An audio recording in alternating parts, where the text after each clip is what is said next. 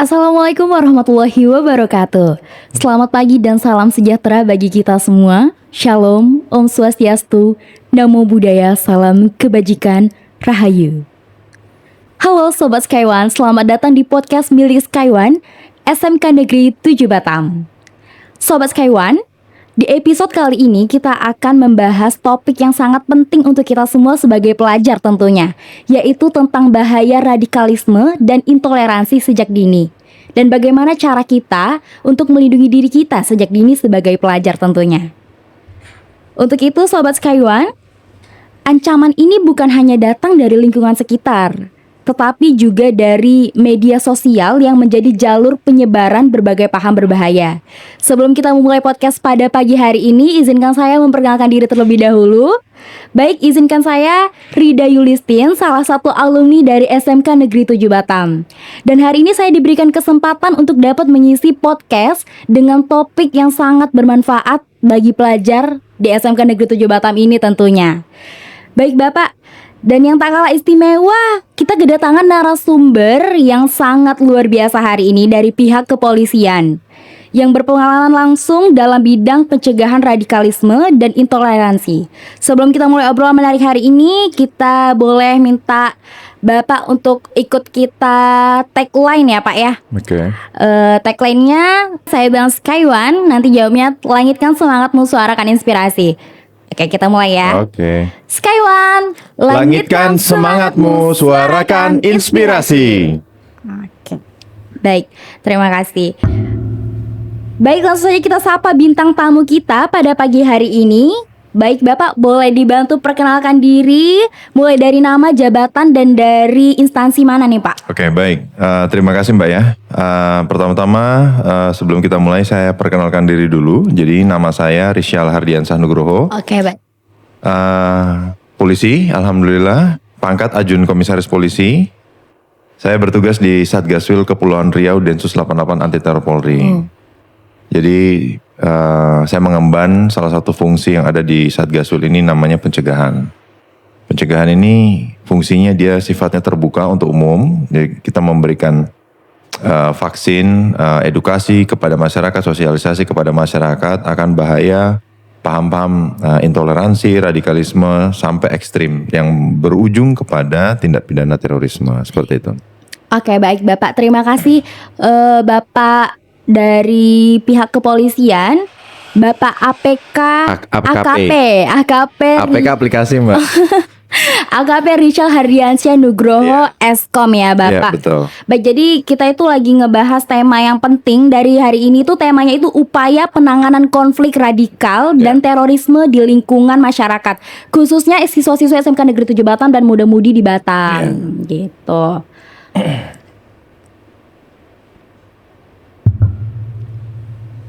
Baik, untuk itu kita langsung saja masuk ke segmen yang pertama. Bapak di bidang pencegahan radikalisme dan intoleransi. Pertama kita bahas tentang bahaya dari radikalisme ya teman-teman.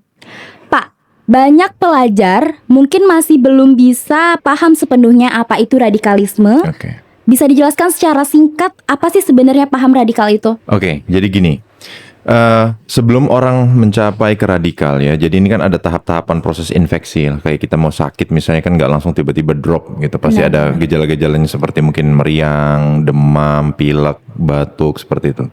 Nah paham-paham seperti ini tuh awal mulanya intoleran dulu nih. Apakah intoleran itu dia terpapar dari pemikiran? Jadi pemikiran ini mereka nggak bisa menerima orang yang berbeda. Mereka tidak mau mendengarkan nasihat-nasihat yang berbeda. Mereka hanya mempercayai dan meyakini satu sumber, satu ilmu, satu pengetahuan yang mereka dapatkan. Dan itu mereka nggak mau untuk bertabayun, mengklarifikasi kepada ahlinya. Pokoknya aku mendapatkan ini yang benar nih, berarti aku yakin ini sebagai kebenaran. Nah itu disebut intoleransi terlebih dahulu. Setelah itu kenapa bisa berkembang ya sama kayak tadi saya bilang kan infeksi, namanya infeksi ini kan kalau tidak diobati dia berlanjut. Nah, radikal ini dia sudah naik kepada karakter perbuatan tindakan sehari-hari. Jadi kalau dia ngelihat orang yang berbeda itu cenderung akan memusuhi, cenderung akan menjauhi. Saya nggak akan mau berteman, bergaul, bersaudara lah bahasanya dengan mereka-mereka yang tidak sepemahaman dengan saya. Artinya dia mengacu kepada pemahaman yang menurut subjektif dia, menurut diri dia semata itu benar. Dia nggak mau terima itu kawan itu atau teman itu salah gitu. Mereka dia nggak mau. Pokoknya ini yang benar. Aku nggak mau terima. Aku nggak mau nggak mau mencoba untuk membuka diriku kepada pendapat kedua, ketiga, keempat dan seterusnya. Itu mereka nggak mau. Mereka maunya tuh itu kata ibaratnya kata dalam tanda kutip guruku tuh benar. Ya berarti itulah yang kebenaran. Aku nggak perlu dengarkan dari yang lain ya, kayak gitu. Nah itu ujungnya nanti dia berbuat ekstrim. Berbuat ekstrim ini seperti apa? Salah satu yang paling fatal, yang paling berbahaya itu adalah dengan nggak mau menjawab salam. Jadi ada ya, Pak? ada banyak sekali. Ketika ini sesama muslim nih ya, sesama muslim atau sesama sahabat gitu kan, walaupun berbeda agama, ketika di selamat pagi, selamat siang, tentunya kewajiban kita sebagai manusia yang baik, manusia yang menghargai sesama ya menjawab. Betul. Tapi karena di awal tadi kan sudah berbeda segala rupa, mereka menganggap dirinya paling benar, paling ibaratnya ya udah orang lain tuh salah, kami yang paling benar, dia nggak akan mau jawab. Kenapa? Karena mereka beranggapan kalau saya menjawab berarti saya menjadi bagian dari kelompok yang salah itu. Wow. Itu sampai seperti itu ekstrimnya seperti itu. Jadi tidak mau Assalamualaikum, dia diam aja. Kalau aku menjawab berarti aku menjadi bagian dari golonganmu yang salah. Ya. Nah itu menurut penilaian dia itu seperti itu. Nah dari sikap ekstrim itu nggak mau hormat bendera juga sama. Nah, ini juga banyak sekali kejadian. Jadi ketika hormat bendera, kenapa bendera merah putih itu kan simbol negara ya, lambang negara kita. Itu mereka nggak mau hormat. Kenapa? Karena negara ini tidak menganut sistem hukum Islam misalnya gitu. Dia menganut sistem demokrasi yang umum, yang global. Dia nggak mau. Mereka nggak akan mau itu. Menyanyikan lagu Indonesia Raya contohnya, itu mereka nggak mau juga. Nah ujung-ujungnya karena mereka sudah teracuni, yaitu tadi ini fase akhir dari proses infeksius yang terjadi pada mindset ideologi mereka. Akhirnya ngebom, membunuh orang yang berbeda, melakukan aksi bom, baik secara remote ataupun bom bunuh diri, menusuk orang lain, menyakiti orang lain. Ya karena sudah gimana sih ibaratnya kalau orang udah tercuci otaknya ya. Jadi dia nggak mau lagi mendengarkan orang-orang yang mencoba menasihati, menyelamatkan dia. Itulah tugas kita sekarang. Makanya Densus 88 ini sejak 2020 itu sudah mulai terbuka, Mbak. Terbukanya kenapa? Karena kita rasa kalau dengan kita melakukan penggalangan kepada ex-napiter, mantan napiter, kemudian keluarga napiter, kemudian kita lakukan sosialisasi terbuka seperti ini, masyarakat juga jadi bisa tahu kalau kita tuh ada. Kalau Densus 88 tuh ada di setiap wilayah di Indonesia. Karena selama ini orang banyak mengira bahwa Densus 88 itu adanya di Jakarta, adanya di pusat aja. Tiba-tiba nanti kalau ada pas penangkapan orang-orang bertanya, ini pengalihan isu nggak? Ini diciptakan nggak? Ini Densus ini beneran nggak kerjanya? Nah itu kami yang terbuka ini, yang sifatnya seperti Babin Kamtipmas ya, seperti polisi Binmas yang melakukan pendekatan kepada masyarakat. Inilah tugas kami menyampaikan bahwa apa yang kami kerjakan real dan dapat dibuktikan di persidangan, kayak gitu. Baik.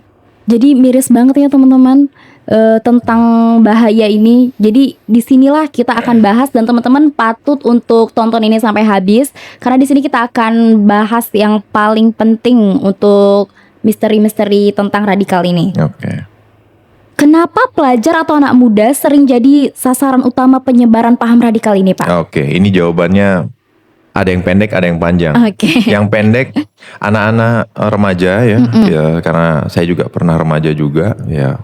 Jadi anak-anak remaja itu kebanyakan mereka rasa penasarannya tinggi ya. Iya betul. Karena proses mencari identitas, proses mencari jati diri, mencari aku ini cocoknya di mana sih. Nah sekarang kelompok-kelompok teror ini mereka sudah lebih pintar daripada zaman dulu.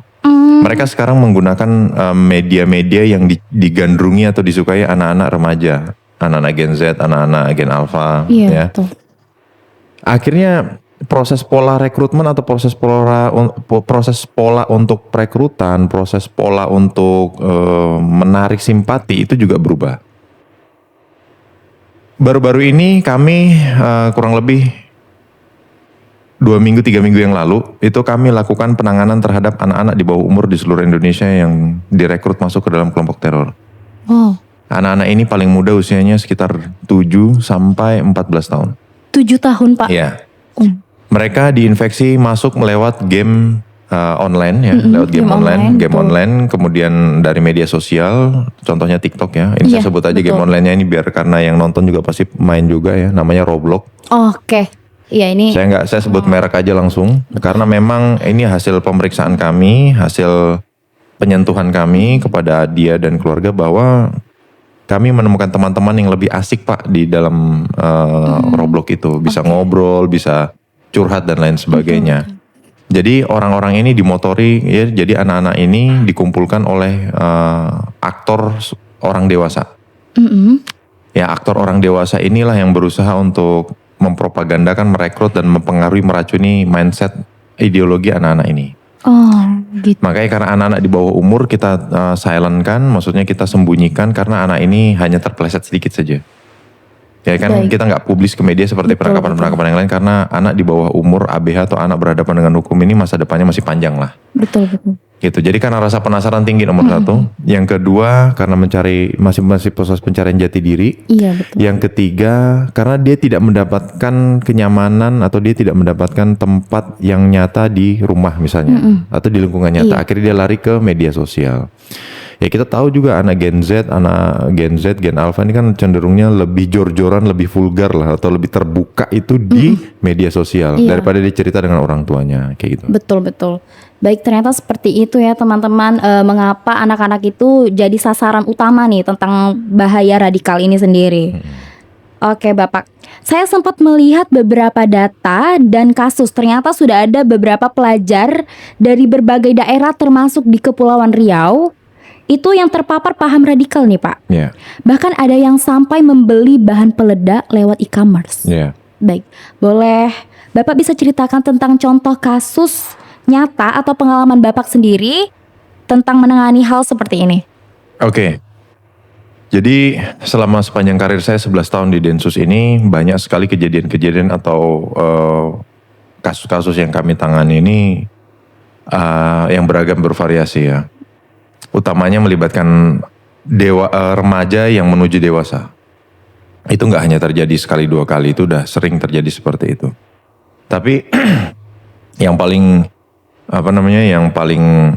yang paling betul-betul kita fokuskan itu adalah anak-anak di bawah yang masih pelajar di bawah umur tentunya. Beda dengan yang sudah lulus SMA, yang lagi di bangku perkuliahan. Nah, kasus-kasus pembelian seperti seperti bahan-bahan peledak bahan peledak itu kita tanganinya juga dengan halus ya. Kita tangani Gimana tuh Pak? Kita tangani dengan halus. Pertama kita libatkan stakeholder, artinya dalam hal ini UPTD PPA, karena beliau-beliau yang punya kapabilitas soal itu. Baik. Yang kedua, kalau memang dia sudah dewasa, tentunya akan kita lakukan penegakan hukum. Artinya sudah memenuhi unsur syarat umur usia untuk dilakukan penegakan hukum. Karena anak berhadapan dengan hukum ini bukan tidak bisa, tetapi lebih diutamakan untuk dibina atau dilakukan pembinaan karena dia belum tahu mana yang benar, mana yang salah. Betul Pak. Nah, anak-anak yang pernah kami tangani ini kami lakukan konseling psikologi, kami lakukan pendalaman dan ternyata memang ya termasuk yang baru-baru ini saja terjadi itu. Memang mereka itu punya dasar yang sama semuanya. Korban KDRT, korban bullying, Baik. korban broken home. Betul itu Nah, paling banyak sih. Salah satu yang terjadi baru-baru ini itu mereka mengatakan bahwa kami ini adalah korban bullying dan korban KDRT, korban broken home. Tapi yang paling banyak bullying sih. Dia mendapatkan tindakan bullying ini saat ini di masa saat dia pada saat kelas 1 SMP. Satu SMP. Iya, udah satu kena SMP. bullying ya Kena Pak? bullying dia. Oke. Diikat, dipermalukan, dihina, begitulah. Iya. Akhirnya dia dia tidak mendapatkan tempat di sisi rumah di orang tuanya, ya akhirnya dia lari ke media sosial. Di media sosial kan siapa saja bisa jadi apa saja. Betul. Nggak harus, saya misalnya namanya Rizal, di media sosial saya Rizal belum, nggak harus begitu. Saya bahkan bisa jadi perempuan. Iya. Kan seperti itu. Jadi kita Iya, nggak bisa betul. pastikan ini siapa gitu. Oke Bapak, baik, terima kasih ya Pak tentang itu. Lanjut kita modus ya Pak, tentang modus. Modus apa aja sih Pak yang biasanya digunakan pelaku untuk menyebarkan paham radikal ini Pak? Modus, Iya. modus yang paling sering dan paling banyak mengecoh adalah menggunakan dalil-dalil agama untuk kepentingan kelompok mereka. Oh, miris banget. Ini sering terjadi. Contoh kasusnya di salah satu kelompok teror yang saat ini kami masih tangani, itu namanya Jamaah Ansarud Daulah, ini berafiliasi ke ISIS. Mereka punya yang namanya 10 pembatal keislaman. Apa dia tuh, Pak? Nah, 10 pembatal keislaman ini diambil dari 10 ayat Quran yang dipotong. Oh, Ya, ini saya jangan sebutkan nanti orang mempelajari terus tiba-tiba batal kan. iya betul. Terus tiba-tiba perang kacau.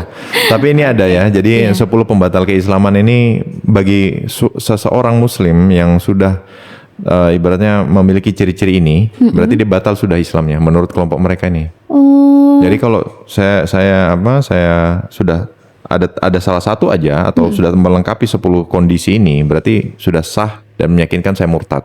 Dimurtadkan oleh kelompok itu. Ada 10 pembatal keislaman. Terus mereka juga sampaikan bahwa perangilah kaum kafir dimanapun kalian temui. Mereka tidak melihat asbabun nuzul ayat ini diturunkan kapan, kenapa, di mana, enggak. Pokoknya Allah sudah perintahkan untuk memerangi kaum kafir nih. Ya udah perangi. dari sepotongan Dari itu potongan aja. ayat. Betul. Pokoknya mereka mengambil potongan-potongan dalil, tidak utuh ya, tidak betul. full atas, full bawah, enggak. Tapi dia ngambil potongan-potongan aja. Kemudian itu yang dikemas. Salah satunya dengan video-video jihad, video-video perjuangan, dibumbui dengan, mohon maaf ya, nasyid-nasyid yang indah. Betul. Itu kan akhirnya ketika orang melihat audiografi, melihat videografi seperti itu kan orang jadi, wow, ini bagus ya. Ini perjuangan ya. Ini perjuangan. Coba siapapun. Patut dicontoh nih. Nah, patut dicontoh. Apalagi dengan suara-suara audio musik-musik nasyid yang indah begitu kan, Iya, dengan betul. video-video perjuangan itu kan mau menggugah semangat. Itu salah satu modus yang paling berbahaya. Karena orang dengan melihat saja itu sudah, dengan orang melihat dan tertarik itu sudah bisa membuat orang simpatik terhadap pergerakan kelompok itu. Tuh. Oke, baik, Pak. Jadi lewat Telegram mereka lewat modus untuk untuk penyebaran salah satunya lewat WhatsApp group sama Telegram. Nah, maka ini di sesi ini juga saya mau pesankan juga ke masyarakat yang mendengar, melihat ya. Hati-hati kalau diundang masuk ke dalam WhatsApp group, diundang masuk ke dalam Telegram, itu hati-hati. Karena banyak sekali modus-modus perekrutan itu menggunakan jalan seperti ini. Iya, WhatsApp betul. group, kemudian Telegram. Nah, ini kita harus waspada. Jadi kalau masyarakat yang sudah bergabung ke dalam WhatsApp group yang tidak diketahui asal-usulnya, yang tidak jelas, tolong keluar. Sebelum nanti kami datangi dan terlambat semuanya. Iya, betul. Jadi lebih baik kalau ada undangan nggak jelas, grup ini saya nggak tahu grup apa, di luar dari yang saya tahu misalnya pekerjaan, misalnya sekolah, misalnya keluarga, di luar itu lebih baik keluar aja, out aja, daripada nanti tiba-tiba modusnya WhatsApp grup Roblox gitu kan, atau di dalam isinya kayak begitu semua, perekrutan, bom-bom jihad lah dan Iya, sebagainya, betul. lebih baik keluar. Itu pesan dari kami sih. Baik. Berarti harus bijak bermedia sosial juga ya, Pak? Iya, jadi itu. yang sering saya sampaikan ya sebagai polisi ini satu, thinking before sharingnya. Jadi jempol ini hati-hati. Kan dapat dengan mudah, apalagi kalau isunya panas kan. Kalau isunya panas tuh orang ibaratnya lagi hype sekarang nih. Ada info bagus nih, langsung main hold, di blok langsung blok forward. Iya. Ini yang berbahaya. Share gitu. Karena tahu-tahu ternyata setelah dibuktikan, cek fakta misalnya gitu kan, Hoax, betul. Terus mau gimana? Orang yang disebarin ternyata difitnah dan nuntut kena UU ITE. Makanya itu, thinking before sharing. Oke. Emosional itu tidak akan membawa kita kemanapun. Emosional itu hanya akan menjerumuskan kita. Makanya kalau kita lagi amarah, lagi apa, sebelum kita sharing, kita diam dulu. Baik. Baiklah Pak, kita lanjut saja ke segmen yang ketiga, yaitu pencegahan dan peran pelajar nih. Ini penting banget buat kita semua tentunya. Kalau sebagai pelajar, langkah sederhana apa yang bisa dilakukan Pak, supaya kita nggak mudah terpengaruh dengan paham radikal ini? Yang pertama, yang paling pertama nih, kalau mengalami, jadi rekan-rekan pelajar yang menonton, melihat video podcast kami, kalau kalian mendapatkan perbuatan bullying, ya, mendapatkan perbuatan bullying baik di rumah, utamanya di sekolah sih, di sekolah itu segera laporkan. Kalau gurunya tidak menanggapi, laporkan ke orang tua. Karena ada di beberapa sekolah itu anak ini mengalami korban bullying, tapi sekolahnya nggak menanggapi, cenderung mencuekan. Betul. Nah itu akhirnya dia terlibat masuk ke dalam kelompok-kelompok seperti ini untuk mencari rumah, untuk mencari shelter tempat dia bernaung. Itu pertama tuh. Kalau mendapatkan perilaku bullying, jangan tahan atau jangan takut untuk melapor. Baik kepada guru kalau di sekolah, baik kepada orang tua kalau di lingkungan rumah. Karena ini akan menjaga nih, dan menjaga rekan-rekan pelajar semua dari ketertarikan untuk masuk kepada kelompok-kelompok yang mendukung kekerasan. Itu satu. Yang kedua, selalu cerita ibaratnya hubungan dekat lah dengan orang tua gitu. Jangan jauh-jauhan, jangan asik main HP, bapak main HP, ibu main HP, anak main HP sendiri. Betul, Pak. Makan di meja makan harusnya bisa saling makan bareng, berdoa bareng, ngobrol bareng. Ini sambil main HP semua satu-satu. Betul. Handphone itu kan seharusnya kan mendekatkan yang jauh, Iya, bukan menjauhkan yang dekat. Betul sekali, Pak. Nah itu, jadi selalu luangkan waktu untuk bercerita atau soal hal apapun lah kepada orang terdekat yang dipercaya gitu. Jadi jangan diam, akhirnya cari pelarian ke media sosial, ke handphone, akhirnya bergabung dengan kelompok-kelompok nggak jelas. Tuh, kemudian cukup satu, pelajar itu kan tugasnya satu ya, belajar. Ya udah, nggak usah aneh-aneh. Iya. Kebanyakan ya dari kasus-kasus tindak pidana umum, tindak pidana teror yang melibatkan anak-anak di bawah umur atau anak-anak remaja, itu salah satunya dari media sosial. Kebanyakan main handphone, main game online, media sosial, nonton TikTok nggak jelas, nonton YouTube nggak jelas, akhirnya ya itu terpeleset, tergelincir. Udah belajar, udah fungsinya pelajar itu satu sih, belajar selesai. Iya. Untuk masa depan yang lebih baik gitu. Baik. Untuk itu kita langsung saja minta dari Bapak Densus ini untuk kasih pesan inspiratif nih untuk kita. Boleh dong Pak, pesan dan motivasi untuk para pelajar, siswa-siswa SMK Negeri 7 Batam tentunya, supaya kita bisa jadi generasi muda yang cerdas, toleran, dan cinta damai. Oke. Saya nggak akan kasih motivasi yang panjang-panjang ya, karena Gen Z ini kan sukanya yang pendek-pendek, singkat, padat, jelas betul. gitu kan. Apalagi Gen Alpha, lebih baik jelas aja Pak, Jelas. intinya apa gitu kan. Oke. Yang pertama tadi udah saya sampaikan tuh sebelumnya. Jadi pelajar itu tugasnya belajar. Betul. Tugasnya belajar, nurut sama kedua orang tua, kecuali kalau kedua orang tuanya melakukan hal-hal yang di luar nalar, di luar aturan ya, misalnya KDRT, itu wajib dilaporkan ke polisi. Jangan diem-diem aja. Jadi kalau kalian mengalami KDRT, kalian mengalami bullying, jangan diem ya, jangan diem, laporkan, karena itu akan mencegah diri kalian dari melakukan hal yang lebih jauh lagi, lebih ekstrim lagi. Kemudian hati-hati bermedsos, ya, hati-hati bermedsos, bijaklah bermedsos, thinking before sharing, klarifikasi segala sesuatu, karena sekarang kan sudah banyak media-media, misalnya salah satunya Cek Fakta. Iya betul. Kalau ada sesuatu berita, sesuatu informasi itu klarifikasi dulu. Atau misalnya ada berita-berita berseliweran di WhatsApp grup kelas atau di WhatsApp grup sekolah, di WhatsApp grup keluarga, tabayun dulu, klarifikasi dulu, ini benar nggak? Karena bisa saja ini merupakan suatu fitnah yang disebarkan untuk menjatuhkan seseorang. Betul sekali. Terus yang terakhir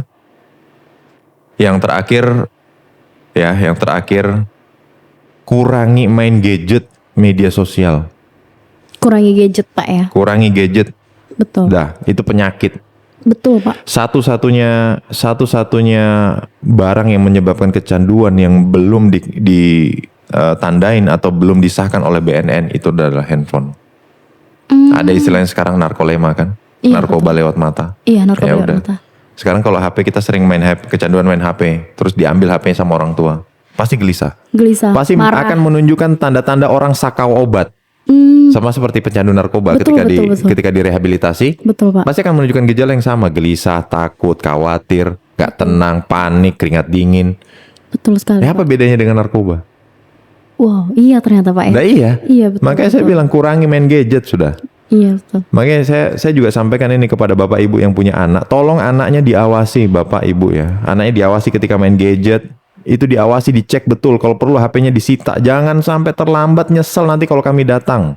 Dah, ini saya nggak capek-capek nanti terujung Pak saya menyesal, saya nggak tahu Pak karena saya sibuk kerja dan lain sebagainya. Iya bapak ibu sibuk kerja, saya tidak menyalahkan itu. Betul. Tapi anak yang dititipkan sama bapak dari Tuhan ini Ini kan tanggung jawab bapak ibu. Betul, tanggung jawab bersama ya. Tak terujung kami datang ke rumahnya, nyesel, kaget, cemas. Anak kami masa depannya gimana lah, selama ini ngapain aja pak? Iya, betul. Anak bapak terlibat dalam kelompok-kelompok seperti ini, bapak nggak tahu karena bapak sibuk kerja. Saya nggak menyalahkan pekerjaannya pak. Tapi bapak dan ibu sudah dititipkan anak, itu ya berarti harus siap dengan segala konsekuensinya. Nah Betul itu. Jadi pesan saya yang terakhir, kami punya media sosial di Instagram, kami punya media sosial kontra narasi namanya, untuk mengcounter, melawan konten-konten jahat yang mereka upload. Kelompok-kelompok itu upload, kita juga lawan. Itu di Instagram, TikTok, Facebook, ya 5 platform sosial media kami punya semua. Oh, Ya salah satu namanya nanti bisa dicari Kepri Bandar Madani. Kepri apa Pak? Kepri Bandar Madani. Oke. Ya itu media sosial kita di seluruh platform, ada salah satunya itu. Kita menyuarakan sehari-hari moderasi beragama, moderasi perdamaian, Baik. moderasi persaudaraan. Jadi nggak ada lagi yang namanya ekstrem kanan, ekstrem kiri. Kita sekarang tuh namanya istilahnya wasatiyah, tengah-tengah. Tengah-tengah. Yang kita kampanyekan saat ini adalah Islam wasatiyah. Islam yang tengah, moderat, bersaudara dengan siapapun, tanpa memandang suku, agama, ras, adat istiadat. Itu, makasih. Oke, baik. Selanjutnya nih ya Pak, kalau misalnya ada pelajar Pak yang mulai melihat temannya menunjukkan perilaku mencurigakan, apa nih langkah terbaik yang Bapak lakukan? Oke, kalau ada yang melihat kawan-kawannya, ada yang sudah mulai mengarah kepada perbuatan yang tidak baik, segera laporkan ke guru. Ya, segera laporkan ke guru atau DM kami di sosial media kami di Kepri Bandar Madani, itu baik di Instagram, TikTok, Facebook, kami terima DM, aduan masyarakat. Ya, aduan masyarakat. Jadi silakan diadukan ke situ, silakan di DM ke situ, nanti akan kami tindak lanjuti sekecil apapun. Itu akan kami tindak lanjuti karena kami berurusan dengan tindak pidana terorisme. Kita nggak pernah tahu kan, laporan sekecil apapun bisa berdampak besar gitu. Betul. Baik Pak, kita lanjut ke closing kita. Untuk itu mungkin hanya itu yang kita bahas di podcast kali ini tentang radikalisme ini. Luar biasa banget ya Sobat Skyone tentang podcast yang kita bawakan pada pagi hari ini. Kita jadi lebih paham bahwa paham radikalisme itu nyata. Dan kita bisa menyasar siapa saja sebagai pelajar, harus punya kesadaran serta keberanian untuk melindungi diri sendiri dan lingkungan. Terima kasih banyak untuk narasumber kita yang sudah hadir dan berbagi ilmu serta pengalaman. Semoga ini bisa jadi bekal buat kita semua sebagai pelajar dan muda-mudi di Batam tentunya. Buat Sobat Skyone di luar sana, yuk jadi pelajar yang kuat, toleran, dan cinta sama damai. Baik, sampai jumpa di episode Skyone selanjutnya. Terima kasih sudah mendengarkan podcast ini hingga selesai. Kami mohon maaf apabila terdapat kekurangan. Terima kasih Bapak atas waktunya pada pagi hari ini. Terima kasih. Dan saya Rida selaku alumni mohon maaf juga. Dan sampai jumpa teman-teman semua. Tagline kita suarakan dulu. Skyone, langitkan semangatmu, suarakan inspirasi.